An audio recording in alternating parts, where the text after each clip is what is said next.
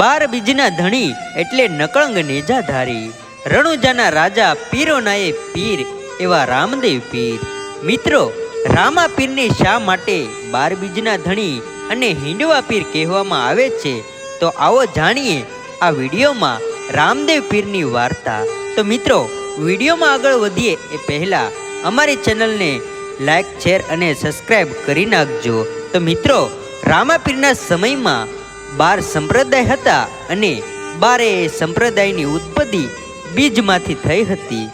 આ 12 સંપ્રદાયના આચાર્ય પોતે પોતાના શિષ્યોને બોધ આપતા અને એ જ રીતે આ શિષ્યો ચાલતા। પછી તો એક દિવસ 12 સંપ્રદાયના આચાર્યોને રામદેવજી મહારાજની પીરાઈ જોવાની ઈચ્છા થઈ, કારણ કે કોઈ પણ રજવાડામાં અને તીર્થધામમાં રામાપીરના પરીક્ષાની વાતો થતી, સર્વ કોઈ રામાપીરની ચમત્કારની વાતો કરતા। આમ રામાપીરનું નામ ચારે મલકમાં ગૂંજતું હતું। આથી આ સંપ્રદાયના આચાર્યોને આ ગમતું નહીં, એટલે 12 સંપ્રદાયના આચાર્યએ મળીને એક જ દિવસે અલગ અલગ 12 જગ્યાએ જઈ પાઠ પૂજા કરવાનું આયોજન કર્યું। પછી તો એક પછી એક દરેક સંપ્રદાયના આચાર્યો રામાપીરને પાઠમાં આવવાનું આમંત્રણ આપવા ગયા, પણ મારો નાથ તો અંતર્યામી છે, એમને આ આચાર્યને આવવાનો હેતુ સમજતા વાર ન લાગે।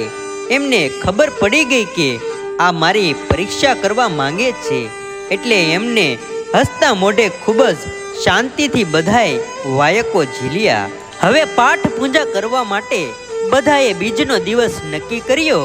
કહેવાય છે કે પાઠનું વાયક ઝીલ્યા પછી ત્યાં ફરજિયાત હાજરી આપવી પડે। આમ બીજનો દિવસ આવ્યો। બધા આચાર્યોના મનમાં જજ્ઞાસ હતો કે રામાપીર હવે શું કરશે, કઈ જગ્યાએ જશે અને કઈ જગ્યાએ નહીં જાય, કારણ કે 12 જગ્યાએથી વાયકો મળ્યા હતા અને 12 જગ્યાએ બીજના દિવસે પાઠ હતા। બીજનો દિવસ આવ્યો, પાઠ પૂજાનો સમય થયો અને સૌના આચાર્યની વચ્ચે રામાપીર 12 જગ્યાએ એક જ સાથે એક જ દિવસે અને એક જ સમયે હાજર હતા। 12 ઠેકાણે વાયક ઝીલ્યા અને 12 ઠેકાણે હાજરી આપી હતી। કોઈ પણ સંપ્રદાયને કે આચાર્યને એમ ના થયું કે અહીં રામદેવ પીર નથી। આમ પોતે એક જ સમયે તમામ સ્થળે હાજર રહ્યા, સૌને મળ્યા અને ખૂબ જ આનંદ કરાવ્યો।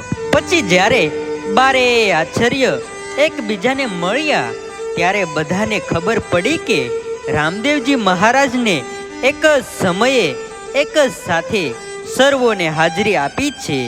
એ બધાએ રામાપીરની પીરાઈનો પરચો જોઈ એમને વિચાર્યું કે રામદેવજી પાસે ગજબની અલૌકિક અને તાકાત છે। ત્યારબાદ બધા સંતો, ભક્તો અને મહાપુરુષોને થયું કે રામાપીર તો પીરોનોય પીર છે અને એની તોલે કોઈ આવી ના શકે। અને પછી સર્વોએ રામદેવજી મહારાજને 12 બીજના ધણી રામદેવજી એમ નામ આપ્યું અને એમનો જય જયકાર થયો। મિત્રો, આમ તો રામદેવજી મહારાજની ઘણી અનોખી કથાઓ છે। તો મિત્રો, આવી જ અનોખી કથા સાંભળવા માટે અમારી ચેનલને લાઈક, શેર, સબસ્ક્રાઈબ કરી નાખજો। અને મિત્રો, ખાસ નોંધ લેવી કે આ વિડીયો ઇન્ટરનેટના માધ્યમથી બનાવેલો છે, કોઈ જાતિ કે ધર્મનો વિરોધ કરવામાં આવ્યો નથી। ધન્યવાદ।